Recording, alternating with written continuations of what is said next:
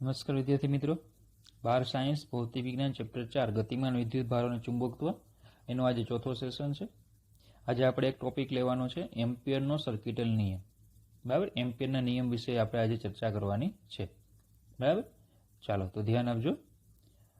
એમ્પિયરનો circuital નિયમ બંધગાળાનો નિયમ પણ કહેવામાં આવે. ચાલો તો પ્રશ્ન છે એમ્પિયરનો સર્કિટલ નિયમ સમજાવો. તો હવે સમજો કે ભાઈ એમ્પિયરનો સર્કિટલ નિયમમાં આપણે શું વિચારીએ છીએ. તો કે ચેપ્ટર 1 જે આપણું છે, ચેપ્ટર 1માં આપણે ગાઉસનો નિયમ ભણી ગયા, ગોસનો નિયમ ભણી ગયા. એ ગોસનો નિયમ વિદ્યુત ક્ષેત્રનું, ગોસનો નિયમ જે છે એ વિદ્યુત ક્ષેત્રનું બંધ પૃષ્ઠ પરનું પૃષ્ઠ સંકલન એની રજૂઆત કરે છે, અને એ બંધ પૃષ્ઠ પરનું પૃષ્ઠ સંકલન આપણને ફ્લક્સ આપે છે. પછી ચેપ્ટર 2માં આપણે વિદ્યુત ક્ષેત્રનું રેખા સંકલન ભણી ગયા. બરાબર, એ વિદ્યુત ક્ષેત્રનું રેખા સંકલન આપણને સ્થિતિમાન આપે છે. તો તેવી જ રીતે હવે આપણે ચુંબકીય ક્ષેત્ર ભણીએ છીએ. તો ચુંબકીય ક્ષેત્ર જે છે, બરાબર, એના માટે પણ આવું કંઈ સંકલન વિચારી શકાય કે નહીં. બરાબર, એ નિયમ જે આવે એને એમ્પિયરનો સર્કિટલ નિયમ કહે છે. એટલે ચુંબકીય ક્ષેત્ર જે છે, બરાબર, એની સંકલનના સ્વરૂપમાં રજૂઆત કરતો આ નિયમ છે. બરાબર, ચાલો તો એમ્પિયરનો સર્કિટલ નિયમ બાયો સાવરના નિયમને વધુ સારી અને સચોટ રીતે દર્શાવે છે. જેમ, બરાબર, ગોસનો નિયમ જે છે, બરાબર, એ કુલમના નિયમને આપણે, જે ગોસનો નિયમ આપણો હતો અથવા ગાઉસનો નિયમ હતો, એ કુલમના નિયમને રજૂઆત કરતો હતો. કુલમના નિયમની રજૂઆત છે. તેવી જ રીતે એમ્પિયરનો સર્કિટલ નિયમ બાયો સાવરના નિયમને વધુ સારી રીતે રજૂ કરે છે. બરાબર, ચાલો હવે એ નિયમ કંઈક આ રીતે હોય છે, તો ધ્યાન આપજો. ભાઈ ધારો કે મારી પાસે આ રીતે એક વિદ્યુત પ્રવાહ છે. આ જે છે એ ધારો કે કોઈ વિદ્યુત પ્રવાહ છે, કે આ રીતે વિદ્યુત પ્રવાહ પસાર થાય છે. ચલો, આ છે બધા, ધારો કે જુદા જુદા તાર છે. બરાબર, એ બધામાંથી ટોટલ I જેટલો વિદ્યુત પ્રવાહ પસાર થાય છે. બરાબર, ચાલો તો એમ્પિયરના સર્કિટલ નિયમમાં શું હોય, તો કે એમ્પિયરના સર્કિટલ નિયમમાં તમારે એક બંધ સપાટી વિચારવાની હોય. એમ્પિયરના સર્કિટલ નિયમમાં આ રીતે ધારો કે આપણે એક બંધ સપાટી ધ્યાનમાં લીધી છે. બરાબર, એમ્પિયરનો જે સર્કિટલ નિયમ છે એમાં શું કરવાનું હોય છે, તો કે એક બંધ સપાટી તમારે વિચારવાની હોય. તો ધારો કે આ રીતે મેં એક બંધ સપાટી ધ્યાનમાં લઈએ. બરાબર, ચાલો માફ કરજો, આ રીતે આપણે એક બંધ સપાટી ધ્યાનમાં લીધી, એક ટૂંકમાં સપાટી લીધી. બરાબર, એક મુક્ત સપાટી છે ટૂંકમાં. આ શું છે? મુક્ત સપાટી. એક આ છે મુક્ત સપાટી. બરાબર, એ સપાટીમાં તમારે એક બંધ ગાળો લેવાનો હોય. બંધ ગાળો એટલે લૂપ. બંધ ગાળો એટલે શું થાય? લૂપ. તમારે શું લેવાનું? એક લૂપ લેવાનું હોય. આ રીતે ધારો કે મેં એક જે છે, આ જે સપાટી હતી એમાં આ રીતે મેં એક લૂપને ધ્યાનમાં લીધું. બરાબર, ચાલો તો આ થઈ ગયું આપણું એક લૂપ, બંધ ગાળો અથવા તો લૂપ. બરાબર, ચલો આ જે લૂપ છે એને સૂક્ષ્મ ખંડોમાં વિભાજિત કરવાનો હોય. આ જે લૂપ છે એને ધારો કે મેં dl જેવા સૂક્ષ્મ ખંડોમાં વિભાજિત કરી દીધું છે. આ કોઈ એક ખંડ જે છે એ ખંડ લઈ લઈએ છીએ વેક્ટર dl. બરાબર, અને આ ખંડો એ એવી રીતે લેવાના કે ચુંબકીય ક્ષેત્ર પણ આ જ દિશામાં હોય. એને કહી દઉં BT. ચુંબક જે તે લૂપ છે તો એની પર ચુંબકીય ક્ષેત્ર છે પણ એક દિશા. એટલે તરીકે જમણા હાથનો નિયમ અહીંયા એપ્લાય કરો.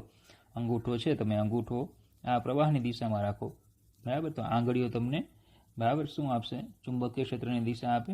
તો આંગળીએ ચુંબકીય ક્ષેત્રની દિશા આપશે તો ચુંબકીય ક્ષેત્ર પણ બોલો આ રીતે વર્તુળ જ આવશે. તો DL અને B બંને મેં એક દિશામાં લીધા, બરાબર. અને હવે એમાં શરૂ કરવાનું હોય છે B ગુણ્યા DL. BT અને DL એનો શું કરવાનો ગુણાકાર. BT એટલે DLની દિશામાંનો ચુંબકીય ક્ષેત્રનો ઘટક, અને એ જ દિશામાં ચુંબકીય ક્ષેત્ર છે આખું, એટલે ટોટલ જ છે, સ્પર્શીય ઘટક છે, ટેન્જન્ટ, કંઈ પ્રોબ્લેમ નથી. તો BT અને DL એ બંનેનો ગુણાકાર એટલે BT ડોટ DL, બરાબર. જો વધુ વ્યાપક રીતે લખવું હોય તો, બરાબર. પછી આવા સૂક્ષ્મ ખંડો તમે લો, એમાં BT ડોટ DL કરો, એનો ગુણાકાર કરો, અને એ ગુણાકારનો પછી, બરાબર, જુદા જુદા ખંડો માટે બધાનો શું કરવાનો સરવાળો કરો. આ પદ કરતા જાઓ, પછી જુદા જુદા ખંડો માટે બધાનો સરવાળો કરો. જો તમે DL જે છે એ ખૂબ સૂક્ષ્મ લેશો તો આ જે સરવાળો છે એ સંકલનમાં પરિણમે. આ સરવાળો છે એમાં પરિણમે સંકલનમાં. તો એમ્પીયરનો સર્કિટલ નિયમ યુઝ કરવાની આ મેથડ છે કે તમને કોઈ પણ પ્રવાહ આપ્યો હોય, તમારે એક બંધ સપાટી મુક્ત સપાટી લેવાની, એ મુક્ત સપાટીમાં કોઈ એક લૂપ લેવાનું, એને સૂક્ષ્મ ખંડોમાં વિભાજિત કરવાનો, BT ડોટ DL કરવાનો, બરાબર. અને પછી એનો શું કરવાનો સરવાળો કરવાનો. જો સૂક્ષ્મ ખંડ ખૂબ સૂક્ષ્મ ખંડ લેશો તો એ સરવાળો અંતે સંકલનમાં પરિણમશે. એટલે આપણને શું મળશે કે આ જે આટલી લૂપ છે એની સાથે સંકળાયેલું ચુંબકીય ક્ષેત્ર કેટલું તમે શોધી શકો, બરાબર. જો આકૃતિ પરથી લખાણ જોઈએ કે એમ્પીયરના સર્કિટલ નિયમમાં સીમા રેખા ધરાવતી મુક્ત સપાટી ધ્યાનમાં લેવામાં. ટૂંકમાં આપણે સાબિતી નથી આપી, એમ્પીયરનો સર્કિટલ નિયમ કઈ રીતે યુઝ કરવાનો એ આપણે કીધું છે. તો એમ્પીયરના સર્કિટલ નિયમમાં સીમા રેખા ધરાવતી મુક્ત સપાટી ધ્યાનમાં લેવામાં આવે. આ એક મુક્ત સપાટી જે આપણે લીધી તે, બરાબર. આ સપાટીમાંથી વિદ્યુત પ્રવાહ પસાર થાય, એ જે સપાટી છે એમાંથી આ જે પ્રવાહ છે એ બધો એમાંથી પસાર થાય છે. સીમા રેખાને નાના ખંડોમાં વહેંચેલી ગણી શકીએ. જે સીમા રેખા છે ને શું કરો તમે નાના ખંડોમાં વહેંચી નાખો. DL લંબાઈનો એક ખંડ ધ્યાનમાં લો. ચલો આ DL લંબાઈનો એક ખંડ લીધો. આ ખંડ માટે ચુંબકીય ક્ષેત્રનો સ્પર્શીય ઘટક BT લઈ તેની સાથે આ ખંડની લંબાઈ DL નો ગુણાકાર કરવાનો. ગુણાકાર કર્યો. આવા બધા ગુણાકારનો સરવાળો કરવામાં આવે છે. બધા ગુણાકારનો શું કરવાનો સરવાળો. આ ખંડો સૂક્ષ્મ થતા જાય અને તેમની સંખ્યા વધતી જાય, તે લક્ષમાં સરવાળો સંકલનમાં પરિણમે છે. ખંડો ખૂબ સૂક્ષ્મ થતા જાય, બરાબર, તો સંખ્યા પણ વધતી જશે અને પછી સતત ખંડો હોય એટલે સંકલનમાં આખો સરવાળો પરિણમે. તો એમ્પીયરનો સર્કિટલ નિયમ શું છે? તો જો એમ્પીયરનો સર્કિટલ નિયમ આપણે આવું જણાવે છે કે ચુંબકીય ક્ષેત્રમાં કોઈ પણ વક્ર પરનું ચુંબકીય ક્ષેત્રનું રેખા સંકલન, કોઈ પણ વક્ર એટલે જે આપણે બંધ ગાળો લીધો તે, એમાં ચુંબકીય ક્ષેત્રનું રેખા સંકલન એટલે close integration vector B dot DL, close integration vector B dot DL, બરાબર. કોઈ પણ વક્ર પરનું ચુંબકીય ક્ષેત્રનું રેખા સંકલન. આ રેખા સંકલન તમને જો યાદ હોય તો વિદ્યુત ક્ષેત્રનું રેખા સંકલન જે છે, વિદ્યુત ક્ષેત્રનું રેખા સંકલન આ રીતે લીધેલું close integration vector D dot DL. અહીંયા ચુંબકીય ક્ષેત્રનું રેખા સંકલન છે. તે વક્ર દ્વારા ઘેરાતા વિદ્યુત પ્રવાહોનો બેઝિક સરવાળો અને શૂન્ય અવકાશની પરમિએબિલિટી μ0 ના ગુણાકાર બરાબર હોય છે. એટલે કે અહીંયા લખી શકાશે ઇક્વલ ટુ μ0 સિગ્મા I. તો આ થઈ ગયો એમ્પિયરનો સર્કિટલ નિયમ. આ જે છે એને કહેવાય એમ્પિયરનો સર્કિટલ નિયમ. તો બહુ ઇઝી છે. ચુંબકીય ક્ષેત્રમાં કોઈ વક્ર પરનું ચુંબકીય ક્ષેત્રનું રેખા સંકલન, તે બંધ વક્ર દ્વારા ઘેરાયેલા વિદ્યુતભારનો એનો બેઝિક સરવાળો અને શૂન્ય અવકાશની પરમિએબિલિટી μ0 ના ગુણાકાર બરાબર હોય છે. જ્યાં સિગ્મા I એટલે સપાટીમાંથી પસાર થતો પરિણામી વિદ્યુત પ્રવાહ, જે આપણા કિસ્સામાં આપણે લીધો છે I, બરાબર. આ જે આકૃતિ છે એમાં આ જે લૂપ છે એમાંથી ટોટલ કેટલો પ્રવાહ પસાર થાય છે તો કે I. એટલે આપણા કિસ્સામાં સિગ્મા I ની જગ્યાએ શું આવશે I. સંકલન આ સપાટીને સમાવતી સીમાના બંધ ગાળા પર લેવામાં આવે છે. સંકલન કરીએ છીએ ક્યાં લઈએ છીએ? આપણી સમગ્ર ક્લોઝ લૂપ પર લઈએ છીએ એટલે બંધ ગાળા પર લેવામાં આવે. ઓકે, હવે સમજો કે સિગ્મા I એટલે કીધું બેઝિક સરવાળો. હવે બેઝિક સરવાળો એટલે આપણે ખ્યાલ છે કે નિશાની સાથે સરવાળો કે પ્લસ અને માઇનસ સાથે સરવાળો કરવાનો. હવે પ્રશ્ન એ છે કે વિદ્યુત પ્રવાહ તો ઋણ હોય નહીં, તો પછી અહીંયા બેઝિક સરવાળો શું કામ લખવામાં આવતો હોય? ખબર પડે, બરાબર. તો જો એની આપણે થોડીક સંજ્ઞા પદ્ધતિની ચર્ચા કરીએ કે આ બેઝિક સરવાળો શું છે. હવે સમજી લો પહેલા તો કે ચેપ્ટર 1 જે હતું એમાં આપણે ગોસનો નિયમ જ્યારે ભણતા, ચેપ્ટર 1માં ગાઉસ અથવા ગોસનો નિયમ આપણે ભણતા, બરાબર. એમાં આપણે બંધ પૃષ્ઠ લેતા, બંધ પૃષ્ઠ વડે ઘેરાતો વિદ્યુત ભાર એવું લેતા. બંધ પૃષ્ઠ વડે ઘેરાતો વિદ્યુત ભાર બેઝિક સળો કરતા. દાખલા તરીકે ધારો કે આ બંધ પૃષ્ઠ છે, એમાં પ્લસ ક્યુ અને માઇનસ ક્યુ વિદ્યુત ભાર છે, તો બંધ પૃષ્ઠ વડે ઘેરાયેલો વિદ્યુત ભાર કેટલો થાય? તો કે 0. તો ફ્લક્સ કેવું? 0. બરાબર.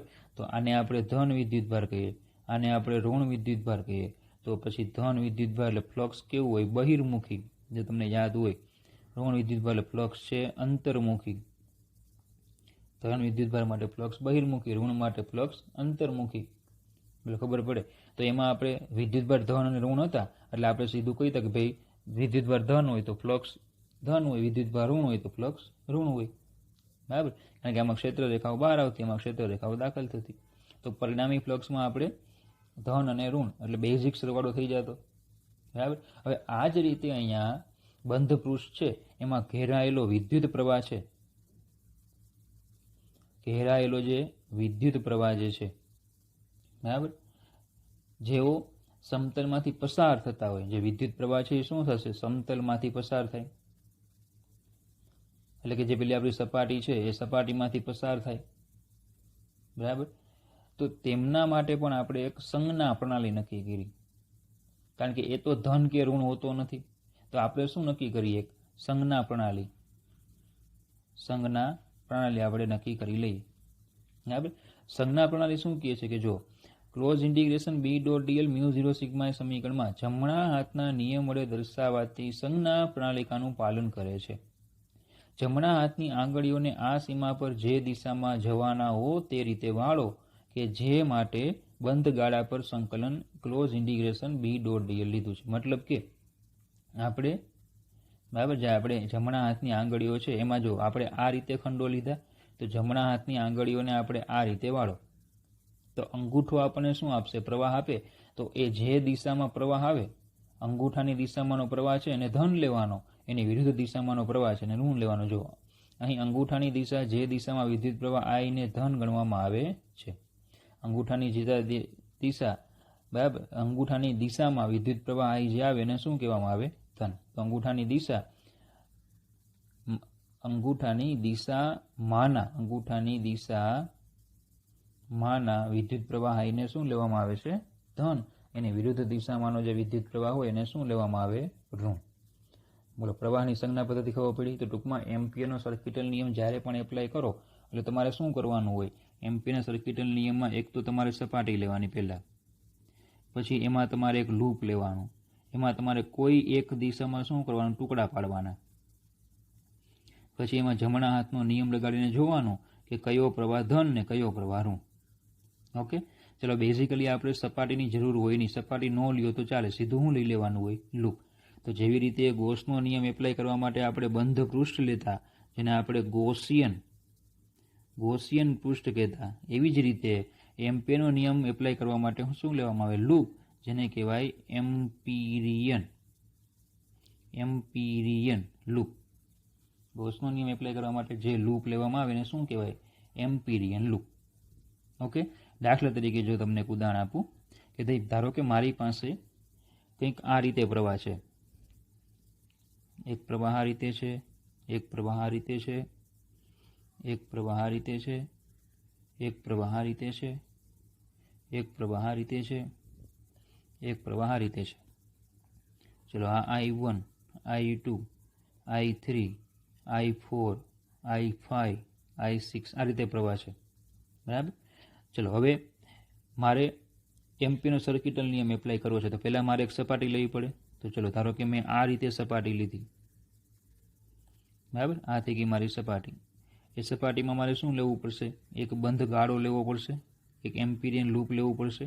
તો ધારો કે મેં આ રીતે એક એમ્પિરિયન લૂપ લીધું. આ થઈ ગયું મારું લૂપ, એમ્પિરિયન લૂપ થઈ ગયું. હવે મારે કોઈ એક દિશામાં શું કરવું પડે? ટુકડા કરવા પડશે. એટલે ડીએલ ડીએલ ડીએલ જેવા શું કરવા પડે? મારે કોઈ એક દિશામાં આ રીતે ખંડો લેવા પડશે. બધા ખંડો લઈ લીધા. હવે જમણા હાથનો નિયમ એપ્લાય કરો. બરાબર. તમે આ જે રીતે ખંડો લીધા છે, બરાબર, એ રીતે તમે આંગળીઓને વાળો. તો અંગૂઠો કઈ દિશામાં આવે છે? તો કે અંગૂઠો તમને ઉપર તરફ આવે.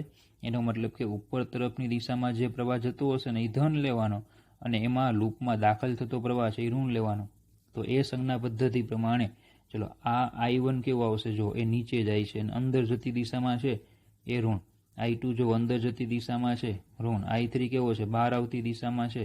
I4 કેવો બહાર આવતી દિશામાં છે. અરે પણ આ બંને પ્રવાહોનું શું, તો કે ગોસના નિયમમાં કેમ અહીંયા વિદ્યુતભાર રહેલો હોય, બંધ પૃષ્ઠ અહીંયા લ્યો તો આ પૃષ્ઠ સાથે ઘેરાયેલું ફ્લક્સ કેવું હતું, 0. કેમ, તો કે કોઈ વિદ્યુતભાર તો ઘરેલો જ નહોતો.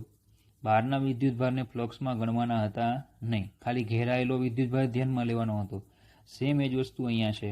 એમ્પીયરના સર્કિટલ નિયમમાં જે લૂપ વડે ઘેરાયેલો પ્રવાહ હોય ને એટલો જ ધ્યાનમાં લેવાનો, બહારનો ધ્યાનમાં લેવાનો નથી. તો એનો મતલબ કે મારે સિગ્મા I લેવા હોય તો હું કઈ રીતે લઈ શકું, તો કે I3 અને I4 ધન છે, I1 અને I2 ઋણ છે, એટલે સિગ્મા I મને આ રીતે લેવાય. બોલો ખબર પડે. બરાબર. આ બંને જે છે એ વક્ર દ્વારા ઘેરાતા નથી, વક્ર દ્વારા ઘેરાતા નથી, એટલે એમ્પિરિયન લૂપ જે છે એનાથી ઘેરાતા નથી, તો આને ગણતરીમાં લેવાના નહીં. બોલો ક્લિયર થાય. તો સિગ્મા I કઈ રીતે કેલ્ક્યુલેશન કરવાનું ખબર પડી ગઈ. બરાબર. ચાલો એની પછી છે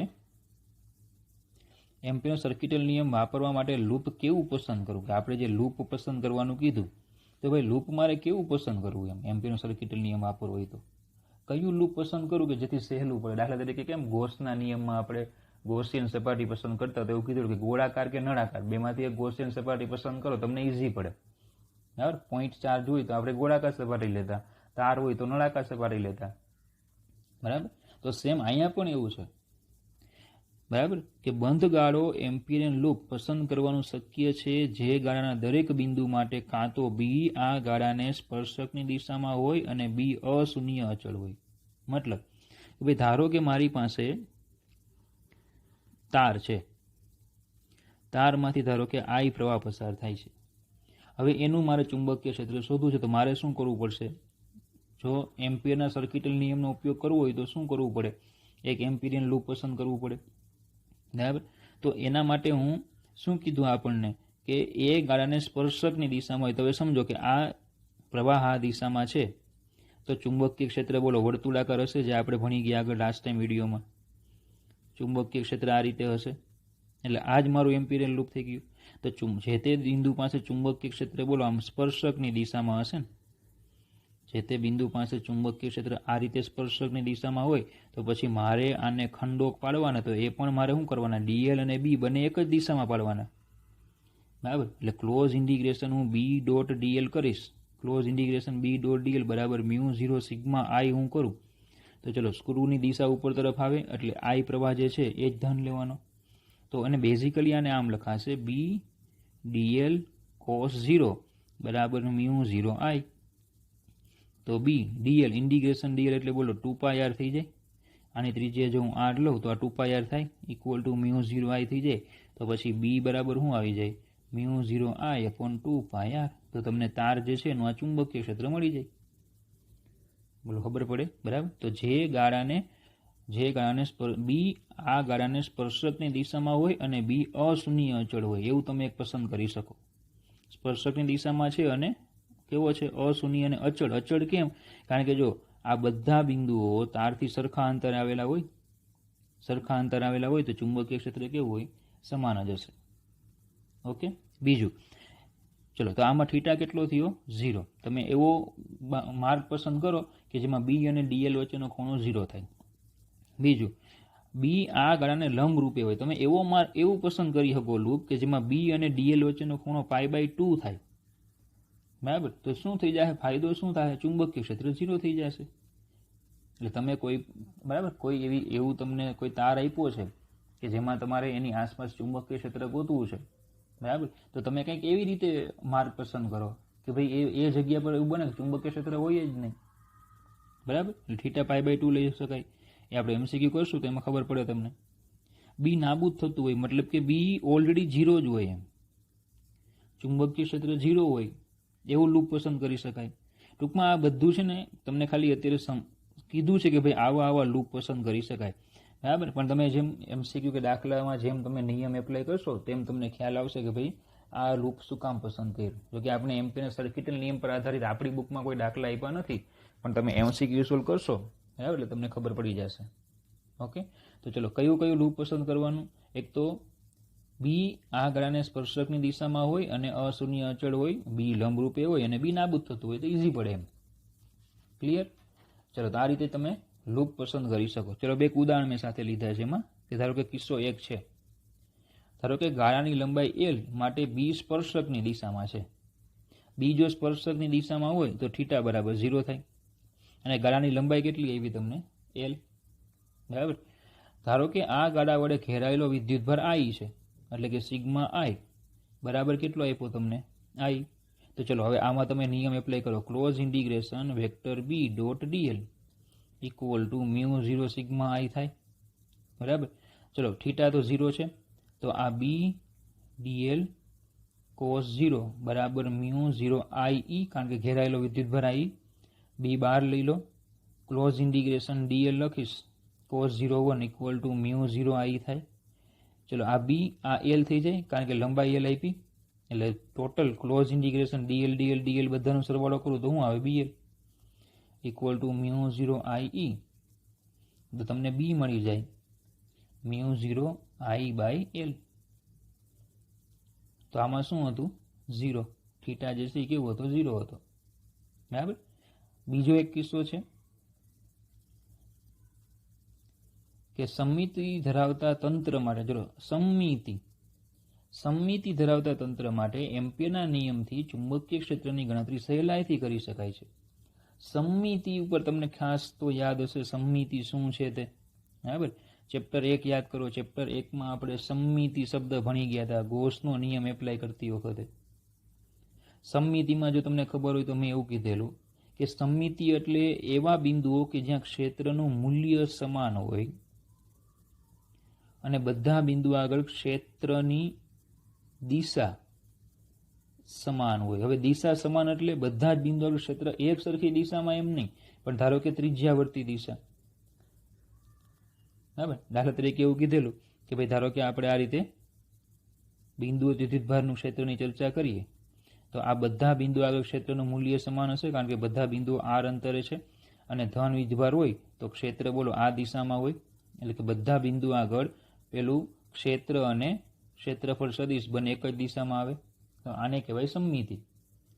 બરાબર. તો સેમ ચુંબકીય ક્ષેત્રમાં પણ એવું કે ભાઈ બી અને dl જે છે એ બંને એક જ દિશામાં હોય કે પછી બંને વિરુદ્ધ દિશામાં હોય કે પછી જ્યાં બીનું મૂલ્ય સમાન હોય, અચળ હોય, તો એ સેમ શું થઈ જશે? વિદ્યુત ક્ષેત્રની જેમ જ એ ચુંબકીય ક્ષેત્રની સમમિતિ કહેવાય. એટલે ખબર પડે, વિદ્યુત ક્ષેત્રની જેમ જ એને શું કહેવાય? ચુંબકીય ક્ષેત્રની સમમિતિ. ટૂંકમાં સમમિતિ માટે હંમેશા યાદ રાખવાનું, સમમિતિ શું હોય તો કે ત્યાં દરેક બિંદુ આગળ ક્ષેત્રના મૂલ્યો સમાન જ હોવા જોઈએ. નંબર 1. અને બીજું, બધા બિંદુઓ માટે જે બી જો વિદ્યુત ક્ષેત્ર હોય તો E અને dA, અને જો ચુંબકીય ક્ષેત્ર હોય તો બી અને dl એમની વચ્ચેનો જે ખૂણો છે એ બધા બિંદુ આગળ 0 અથવા તો શું હોવો જોઈએ? પાય હોવો જોઈએ. 0 અથવા તો પાય હોવો જોઈએ. તો એને શું કહેવામાં આવે? ક્ષેત્રની સમમિતિ. તો જેમ સમમિત વિદ્યુતભાર વિતરણ માટે ગોસના નિયમની મદદથી વિદ્યુત ક્ષેત્ર શોધવું સહેલું હતું, તેમ સમમિત વિદ્યુતભાર વિતરણ માટે બાયો સાવર્ટ કરતા તમે એમ્પિયરનો આ સર્કિટલ નિયમ એપ્લાય કરો તો વિદ્યુત ક્ષેત્ર શોધવું સહેલું હોય છે. બરાબર. ચલો, તો એનું એક આપણે ઉદાહરણ આપ્યું છે અહીંયા કે ધારો કે અનંત લંબાઈના વિદ્યુત પ્રવાહધારિત તાર માટે તારથી r જેટલા લંબ અંતરે ચુંબકીય ક્ષેત્રનું સૂત્ર B બરાબર μ0 I/2πr. r is greater than a, જ્યાં a એટલે તારની ત્રિજ્યા છે. બરાબર. ચલો, હવે આ સૂત્ર સાબિત કરીએ. હવે સાબિતી આપણી ટેક્સ્ટ બુકમાં થિયરીમાં નથી આપી, પણ ઉદાહરણનો એક દાખલો છે ને એમાં સાબિતી આપી છે. બરાબર. તમને પ્રશ્ન સાબિતી કરો એવું પણ પૂછાય, અથવા તો સીધો દાખલો છે કે આકૃતિમાં વિદ્યુત પ્રવાહ I ધરિત વર્તુળાકાર આડછેદ એનો એક લાંબો સીધો તાર બતાવ્યો છે. વિદ્યુત પ્રવાહ I આડછેદમાં સમાન રીતે પ્રસરેલો છે. તો r less than a greater than a વિસ્તારોમાં ચુંબકીય ક્ષેત્રની ગણતરી કરો. ચલો, હવે પહેલા તો મહત્વ છે આકૃતિનું. બરાબર. આકૃતિનું ખૂબ મહત્વ છે. તો જો પહેલા તો તમને લાંબો સીધો તાર આપ્યો છે, તો ધારો કે આપણે આ રીતે એક તાર લઈએ છીએ. જો આખો તાર છે, ઝૂમ કરીને જો બતાવેલો છે તમને, આખો તાર છે આ, એને મેં ઝૂમ કરીને દોર્યો છે. આ આખો સળંગ તાર છે, બરાબર. આ જે છે એ લાંબો સીધો તાર. ઓકે, ચલો આ જે છે એની અક્ષ લઈ લઈએ.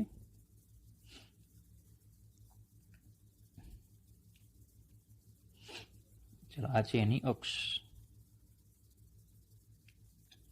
ચલો તારની ત્રિજ્યા જે છે એ આપણે આપી છે એ. આખો તાર છે આ, બરાબર. એની જે ત્રિજ્યા છે એ આપણને એ આપેલી છે. ચલો આ ત્રિજ્યા જે છે એ છે એ.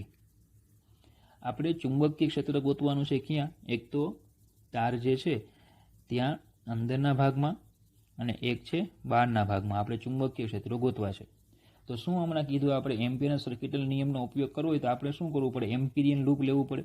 તો ચલો પહેલાં તો બહારના ભાગમાં ચુંબકીય ક્ષેત્ર શોધવું હોય તો મારે બહારના ભાગમાં શું લેવું પડશે? એક એમ્પિરિયન લૂપ લેવું પડશે. તો ધારો કે હું બહારના ભાગમાં આ રીતે એક એમ્પિરિયન લૂપ લઉં છું. બહારનો જે વિસ્તાર છે એમાં ધારો કે આ રીતે એક એમ્પિરિયન લૂપ લઉં છું.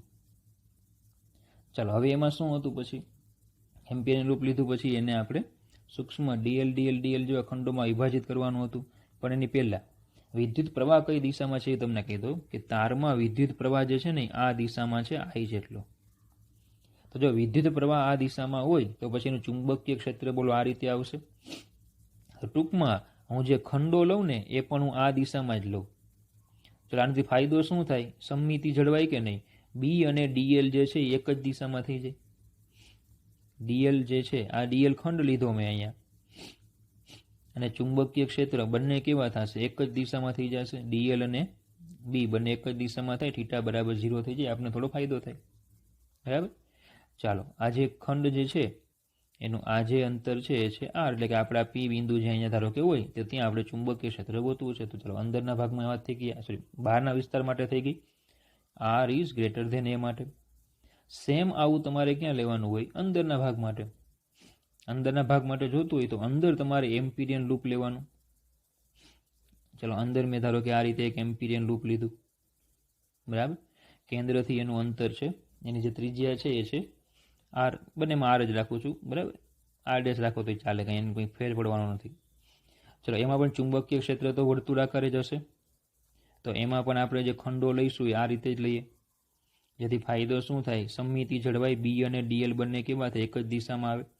તો આના માટે પણ શું થશે? તો કે બી અને ડીએલ બંને એક જ દિશામાં થઈ જશે. બંને એક જ દિશામાં થશે એટલે θ કેવો થઈ જશે? આના માટે પણ 0.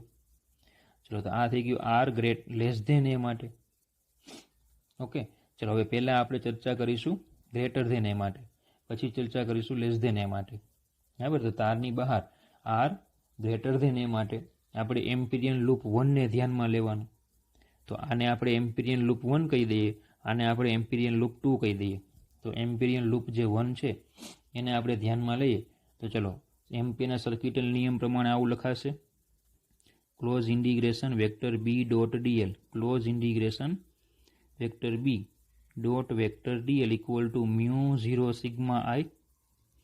ચલો ક્લોઝ ઇન્ટિગ્રેશન થીટા તો 0 હતો, બી ડીએલ કોસ 0 બરાબર μ0 આઈ, કારણ કે થીટા બરાબર 0, બી અને ડીએલ એક જ દિશામાં, અને સિગ્મા આઈ એટલે આઈ ઘેરાયેલો, લૂપ વડે ઘેરાયેલો વિદ્યુતભાર કેટલો? તો કે આમાંથી કેટલો વિદ્યુત પ્રવાહ પસાર થાય? બધો પસાર થાય, એટલે કેટલો વિદ્યુત પ્રવાહ ઘેરાય? આઈ, બરાબર.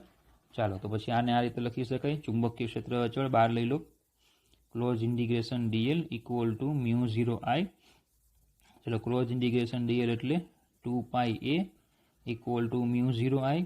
તો પછી બી બરાબર μ0 આઈ અપોન 2πa. ચલો આ થઈ ગયું ચુંબકીય ક્ષેત્રનું સૂત્ર, બરાબર. સોરી માફ કરજો, એ નહીં, 2πr. એટલે આ થઈ ગયું ચુંબકીય ક્ષેત્રનું સૂત્ર μ0 આઈ અપોન 2πr. R is greater than A માટે. ઇક્વલ ટુ એ માટે પણ એપ્લાય કરી શકાય. અને બીજું કે આ સૂત્ર પરથી B is proportional to 1 upon r, એટલે જેમ અંતર વધે તેમ ચુંબકીય ક્ષેત્ર ઘટે, બરાબર.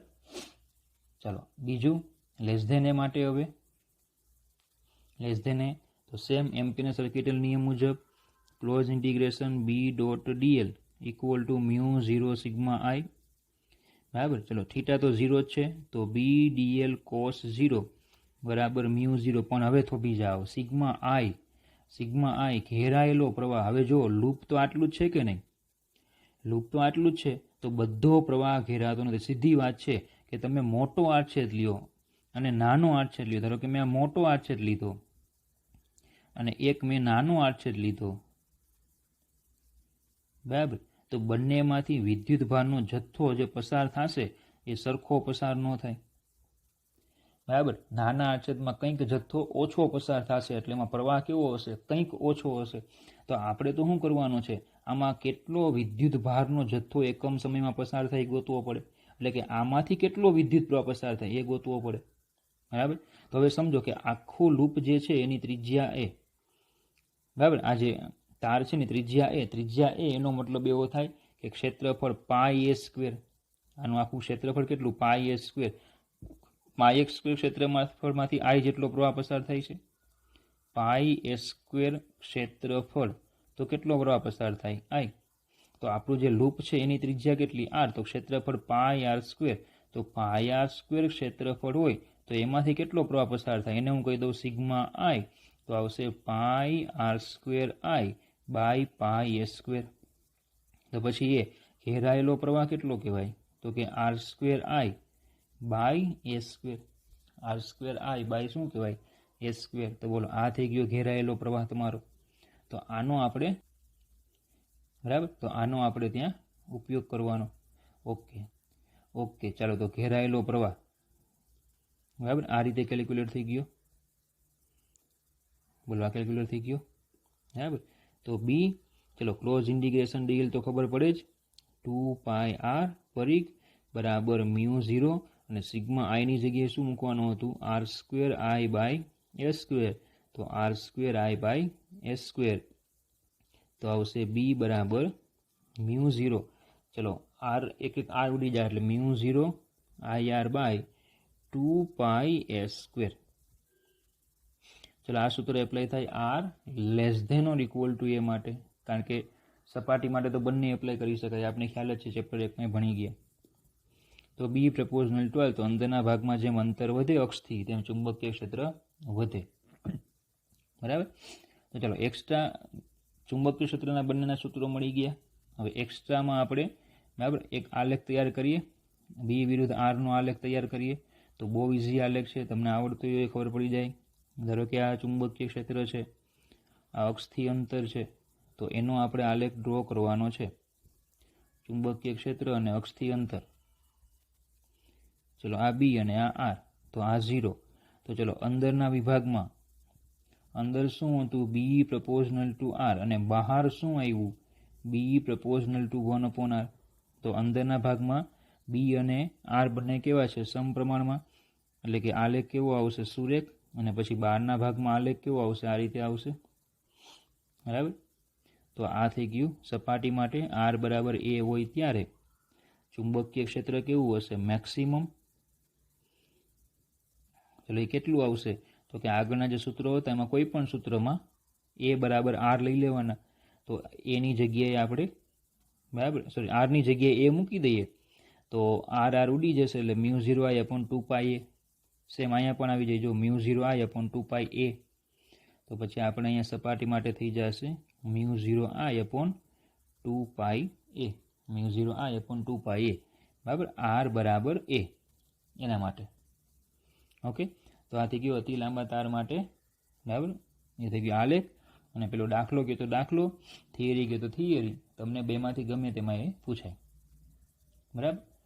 ચાલો એની પછી છે પ્રવાહધારિત અનંત લંબાઈના તારમાં માટેના ચુંબકીય ક્ષેત્રનું સૂત્ર લખો અને તે કયા દૃષ્ટિકોણથી રસપ્રદ છે. એટલે જે આપણે સૂત્ર ભણી ગયા mu 0 I upon 2 pi r. હવે એક બીજી વાત સમજો કે આપણે અહીંયા તાર હતો ને, તો તારમાં આપણે અંદરનો ભાગ અને બહારના ભાગમાં બે સૂત્ર ગોત્યા. અંદરના ભાગનું ગોતું, બહારના ભાગનું ગોતું. હવે ખરેખર એ તાર નો કહેવાય, એને સળીઓ કહેવાય. તાર હંમેશા એક પરિમાણ જ હોય, અને એક પરિમાણ હોય તો તારને આમ જ દોરાય, અને એને બહારનો ભાગ જ હોય, અંદરના ભાગની ચર્ચા કરવાની હોય નહીં. તો ખાલી થિયરીમાં વર્ષોથી આ રિવાજ છે કે થિયરીમાં તાર એટલે એ લોકો ખરેખર કીએ તાર, પણ ખરેખર હોય શું, સળીઓ હોય. શું હોય, સળિયો હોય છે, એનો અંદરનો ભાગ બહારનો ભાગ બંને હોય. પણ જ્યારે પણ તમને MCQ કે દાખલામાં તાર એવા શબ્દનો ઉલ્લેખ થયો હોય ને તો તમારે એક પરિમાણ જ લેવાનો અને એના બહારના બિંદુની વાત જ કરવાની. એટલે સૂત્ર μ0I/2πr જ આવશે. અંદરના બિંદુવાળું જે છે અંદર ચુંબકીય ક્ષેત્ર એનો ઉપયોગ જ નહીં થાય. હા, સિવાય કે જો તમને કીધું હોય કે ભાઈ તારના અંદરના વિસ્તારમાં ચુંબકીય ક્ષેત્ર, જો એવો શબ્દનો કંઈ ઉલ્લેખ થયો હોય તો તમારે એ સૂત્ર એપ્લાય કરવાનું, μ0I/2πs². નકર એનો ઉપયોગ કરવાનો નહીં. ક્લિયર આટલું? બરાબર. ચાલો, તો આ સૂત્ર હતું જે દર્શાવે છે કે તારને અક્ષ તરીકે લઈએ તો r ત્રિજ્યાના વર્તુળના દરેક બિંદુએ ચુંબકીય ક્ષેત્રનું મૂલ્ય એક સરખું હોય. સીધી વાત છે. સૂત્રમાં B = 1/r છે, તો જો r જે છે એ સમાન હોય તો એવા બધા બિંદુ આગળ ચુંબકીય ક્ષેત્ર B કેવું હોય? સમાન જ હોય. સીધી વાત છે, તો ખબર પડે ડાયરેક્ટ આપણને. બરાબર. ચુંબકીય ક્ષેત્ર નળાકાર સમમિતિ ધરાવે છે. કઈ રીતે? તો કે આ જે તાર હતો એ તારની આસપાસ આપણે બરાબર આ રીતે વર્તુળ લેતા, તો એ નળાકાર જો આપણે કમ્પ્લીટ કરીએ તો આ નળાકારના બધા બિંદુ આગળ ચુંબકીય ક્ષેત્રનું મૂલ્ય સમાન હોય. બરાબર. બધા બિંદુ આગળ ચુંબકીય ક્ષેત્રનું મૂલ્ય સમાન હોય અને બધા વક્ર સપાટી પરના બધા બિંદુ માટે E અને dl માટે થીટા કેવો હોય? 0. કારણ કે આવા શું બનશે? બધા વર્તુળો બને કે નહીં? તો આ વર્તુળો ભેગા કરો એટલે શું બની ગયો? આખો નળાકાર. એટલે એમ કહેવાય કે નળાકાર સમમિતિ ધરાવે છે. બરાબર. ક્ષેત્ર જે સામાન્ય રીતે 3 યામ પર આધાર રાખે, પણ અહીં ફક્ત કોની પર આધાર રાખે છે? ખાલી r પર જ. r બદલાય એટલે શું થાય? ચુંબકીય ક્ષેત્ર બદલાય. એ માત્ર ને માત્ર કોની પર આધાર રાખે? r ઉપર જ. કેમ બાયોસાવરમાં આપણે ભણી ગયા કે થીટા ઉપર આધાર રાખે, પણ જો તાર હોય, સમાન સુરેખ તાર હોય, તો એનું ચુંબકીય ક્ષેત્રમાં થીટાની ચર્ચા જ નહીં, કારણ કે થીટા તો 0 જ હોય. એટલે એનું ચુંબકીય ક્ષેત્ર માત્ર કોની પર આધાર રાખે? ખાલી ને ખાલી એક જ પરિમાણ છે, r. કેવી રીતે આધાર રાખે? તો કે B = 1/r. મને ખબર પડે? બરાબર. ચાલો, એની પછી કે વર્તુળના દરેક બિંદુએ ચુંબકીય ક્ષેત્ર સ્પર્શકની દિશામાં હોય, જે આપણને ખ્યાલ જ છે. આમ અચળ માનવાળા ચુંબકીય ક્ષેત્રની ક્ષેત્રરેખાઓ સમકેન્દ્રીય વર્તુળો રચે છે, જે આપણે ભણી ગયા છીએ લોખંડના ભૂકાનો પ્રયોગ. બરાબર. સમકેન્દ્રીય વર્તુળો, આ જે સેન્ટર છે શું હતું? તાર હતો. તો પછી એની આજુબાજુ ચુંબકીય ક્ષેત્રની ક્ષેત્રરેખાઓ આ રીતે ગોઠવાતી. લોખંડનો ભૂકો સમકેન્દ્રીય વર્તુળો રચે. આ રેખાઓ જે બંધ વક્રો રચે તેમને ચુંબકીય ક્ષેત્ર રેખાઓ કહેવાય. આ જે બંધ વક્રો રચે એને શું કહેવાય? ચુંબકીય ક્ષેત્ર રેખાઓ. તે સ્થિત વિદ્યુત ક્ષેત્ર રેખાઓની જેમ ધન વિદ્યુતભારમાંથી ઉત્પન્ન થઈ ઋણ વિદ્યુતભારમાં સમાઈ જાય તેવી નથી. બરાબર. આ સમકેન્દ્રીય વર્તુળ બને છે જો. બરાબર. એ કંઈ એવી નથી કે ધન વિદ્યુતભારમાંથી ઉત્પન્ન થાય ઋણમાં અંત પામે. સીધા તાર વડે ઉદ્ભવતા ચુંબકીય ક્ષેત્રનું ચુંબકીય ક્ષેત્રનું સમીકરણ ઓસ્ટેડે કરેલા પ્રયોગનું સૈદ્ધાંતિક સમાધાન કરે છે. ઓસ્ટેડે જે પ્રયોગ કરેલો હતો એકદમ શરૂઆતમાં, એનો શું હતો? ખાલી પ્રયોગ હતો. આ જે ચુંબકીય ક્ષેત્રનું જે આ જે સમીકરણ છે આપણે શું આપે છે? ઓસ્ટેડમાં જેવી રીતે દિશાઓ મળતી હતી, તમને ખ્યાલ છે કે આપણે સોય નીચે તરફ ને સોય ઉપર તરફ ને દિશાઓ આવતી હતી કે નહીં?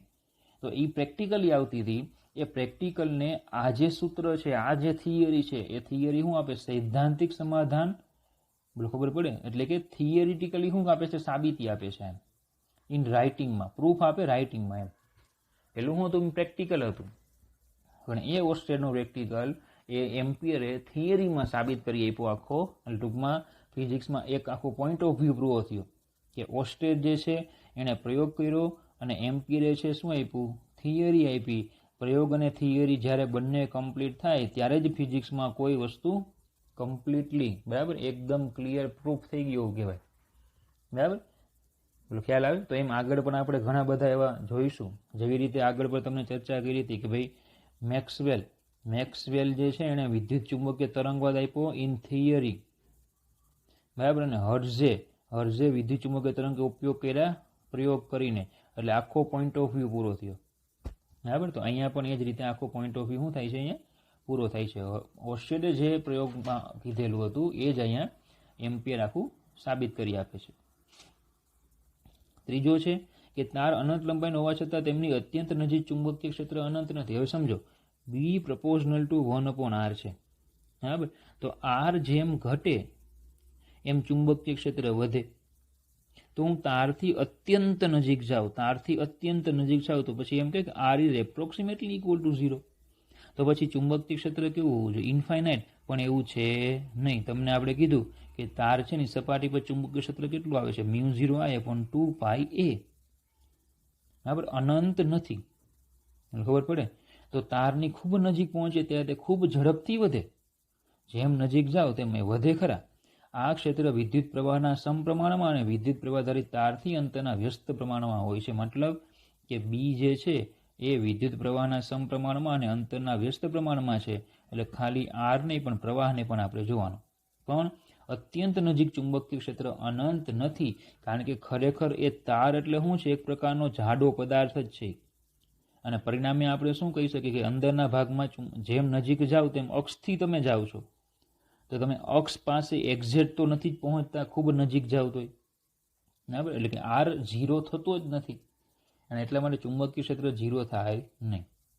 ઓકે, ચાલો એની પછી છે કે લાંબા વિદ્યુત પ્રવાહધારી તાર વડે ઉદ્ભવતા ચુંબકીય ક્ષેત્રની ઉદ્ભવતા, અહીંયા ઉદ્ભવતા થઈ ગયું છે, ઉદ્ભવતા ચુંબકીય ક્ષેત્રની દિશા શોધવા માટે જમણા હાથના નિયમનો ઉપયોગ થાય છે. તો ખ્યાલ જ છે આપણને, બરાબર, પણ મુદ્દો આપણે આપ્યો છે. કઈ રીતે જમણા હાથનો નિયમનો ઉપયોગ થતો ખ્યાલ છે?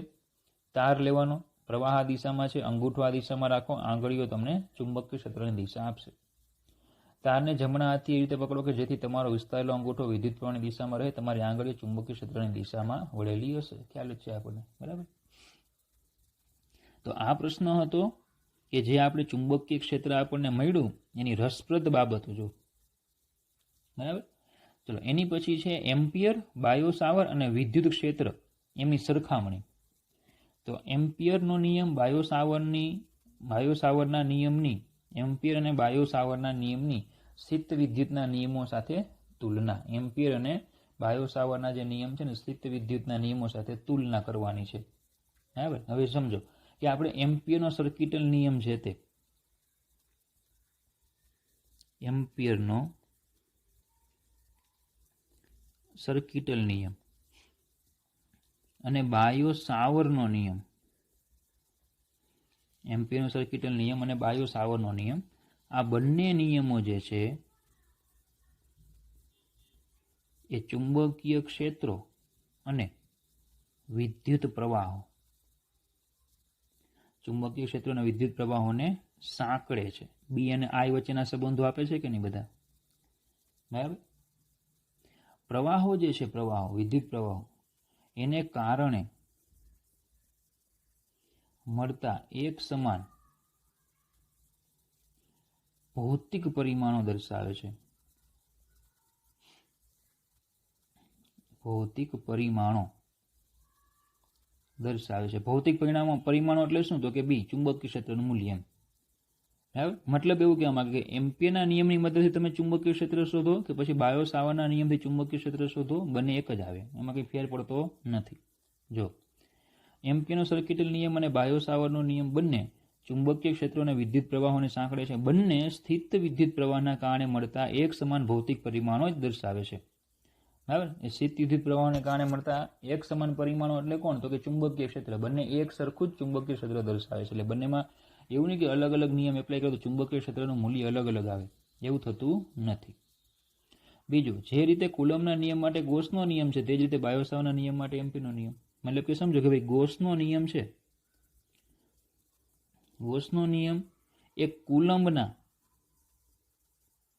ગોસનો નિયમ કુલમના નિયમને સંકલનના સ્વરૂપમાં રજૂ કરે છે. કુલમનો નિયમ છે, કુલમના નિયમને ગોસનો નિયમ સંકલનના સ્વરૂપમાં રજૂ કરે, તો એમ એમ્પિયરનો જે નિયમ છે, એમ્પિયરનો નિયમ એ બાયો સાવરના નિયમને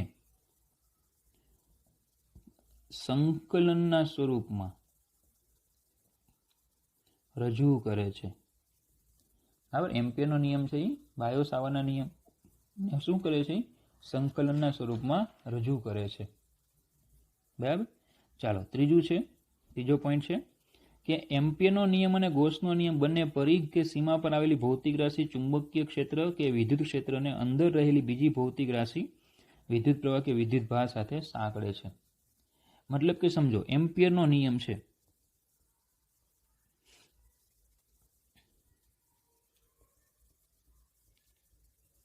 એમ્પિયરનો નિયમ અને બીજો છે ગાઉસનો નિયમ. બરાબર. તો પરિઘ પર રહેલી ભૌતિક રાશિઓ એટલે કઈ? તો કે એમ્પિયરના નિયમમાં કહેવાય ચુંબકીય ક્ષેત્ર અને ગોસના નિયમમાં કહેવાય વિદ્યુત ક્ષેત્ર. એ અંદર રહેલી એટલે કે ઉદ્ગમ. ઉદ્ગમ કોણ? ચુંબકીય ક્ષેત્રનો ઉદ્ગમ કોણ? તો કે વિદ્યુત પ્રવાહ. અને વિદ્યુત ક્ષેત્રનો ઉદ્ગમ કોણ? તો કે વિદ્યુત ભાર.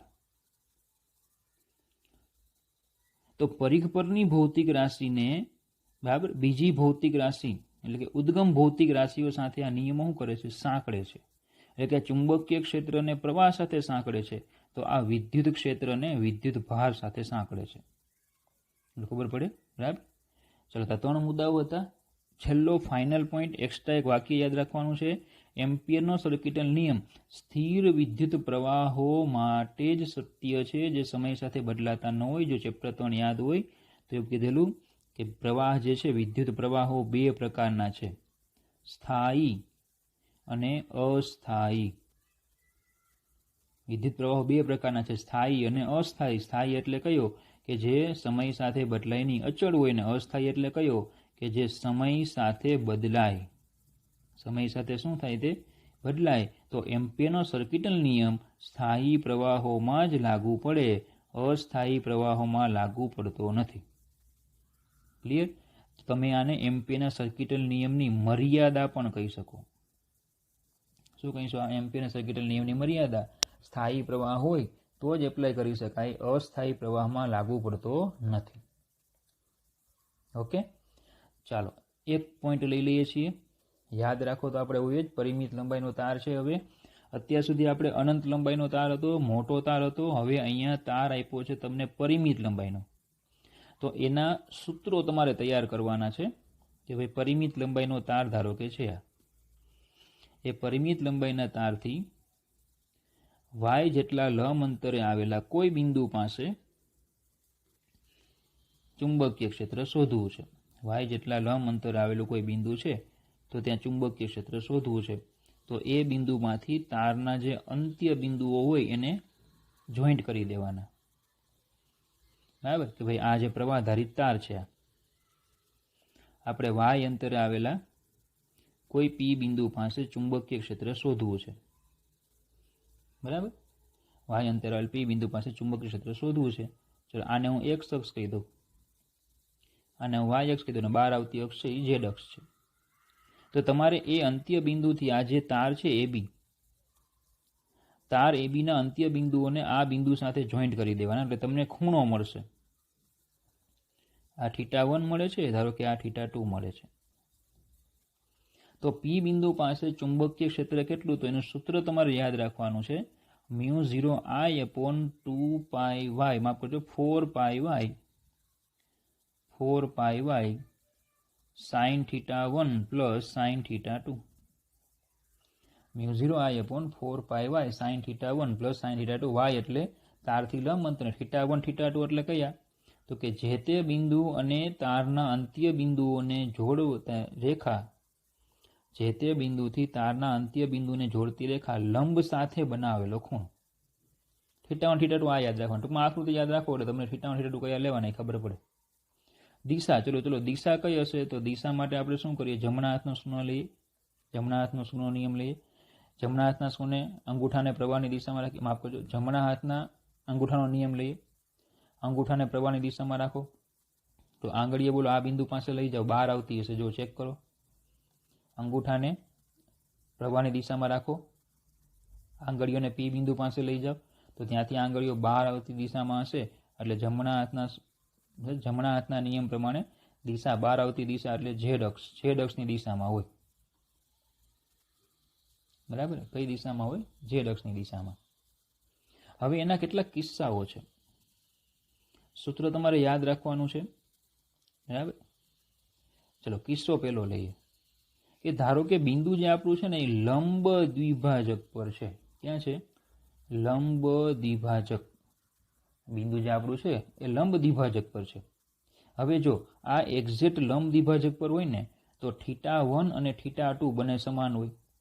θ1 બરાબર θ2 બરાબર θ થાય.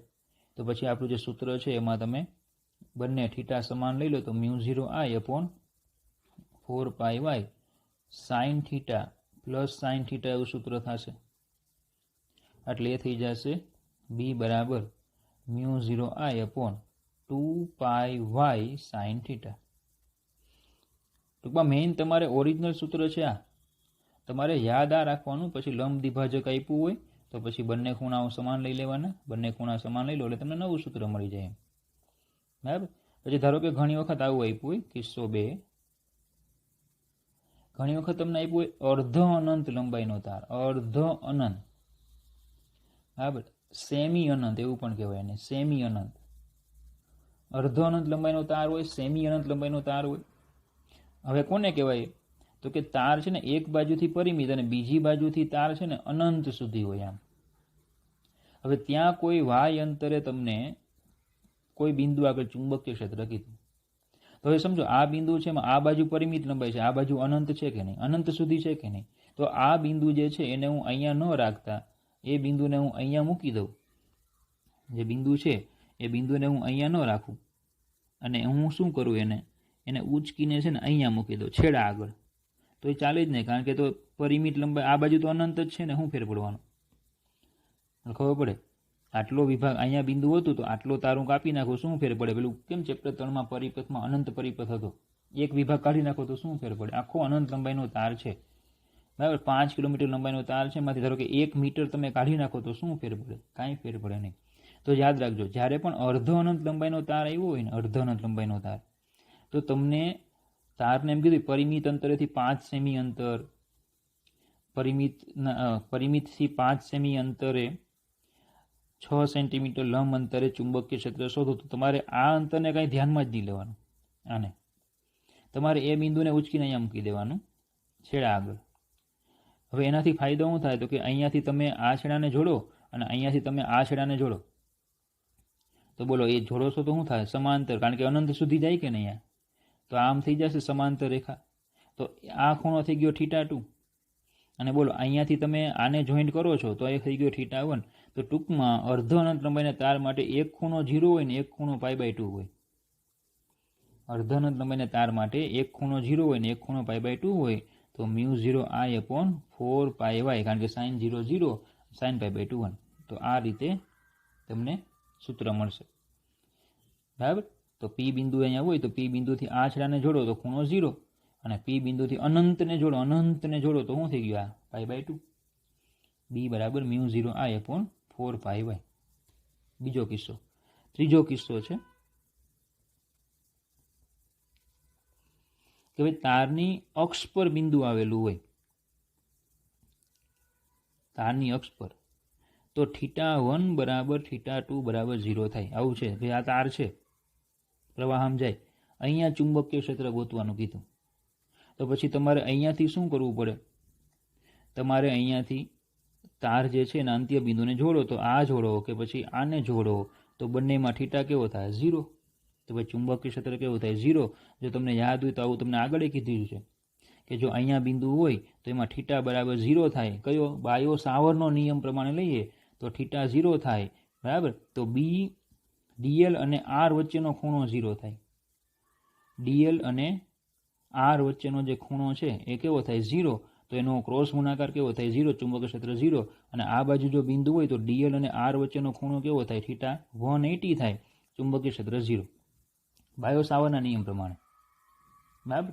અને આ રીતે પણ તમે કહી શકો એમ્પીયરના સર્કિટલ નિયમ પરથી B બરાબર 0. ત્રીજો કિસ્સો આ.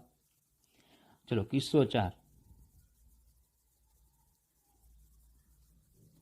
અનંત લંબાઈનો તાર. હવે તમને એમ થશે અનંત લંબાઈનો તાર તો ભણી ગયા, અનંત લંબાઈના તારનું સૂત્ર શું આવ્યું હતું આપણે? B બરાબર μ0I/2πy.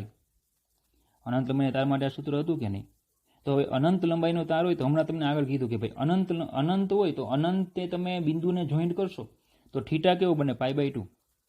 અનંતવાળો છેડો હોય ને ત્યાં π/2 બને. અહીંયા થીટા 0 બને, અનંતવાળો છેડો હોય ને કેટલો બને π/2. તો હવે તાર બંને બાજુ અનંત હોય, તાર બંને બાજુ જો અનંત હોય બરાબર, તો બંને ખૂણાઓ કેવા થાય? θ1 બરાબર θ2 બરાબર π/2. તો પછી ચુંબકીય ક્ષેત્રનું વ્યાપક સૂત્ર જે આપણું છે μ0I/4πy sin π/2 plus sin π/2. sin π/2 1 plus 1 એટલે 2, તો μ0I/2πy. તો એ જ સૂત્ર આવે બરાબર. ટૂંકમાં પરિમિત લંબાઈના તારવાળું જે સૂત્ર છે ને એ વ્યાપક સૂત્ર છે આ, અને એના બધા જુદા જુદા કિસ્સાઓ તમને દાખલાઓમાં આપ્યા હશે. ઓકે, તો એ સૂત્ર તમારે ખાસ તૈયાર કરવાનું બરાબર. ચલો આજના સેશનમાં આપણે આટલું જ રાખીશું. Thank you.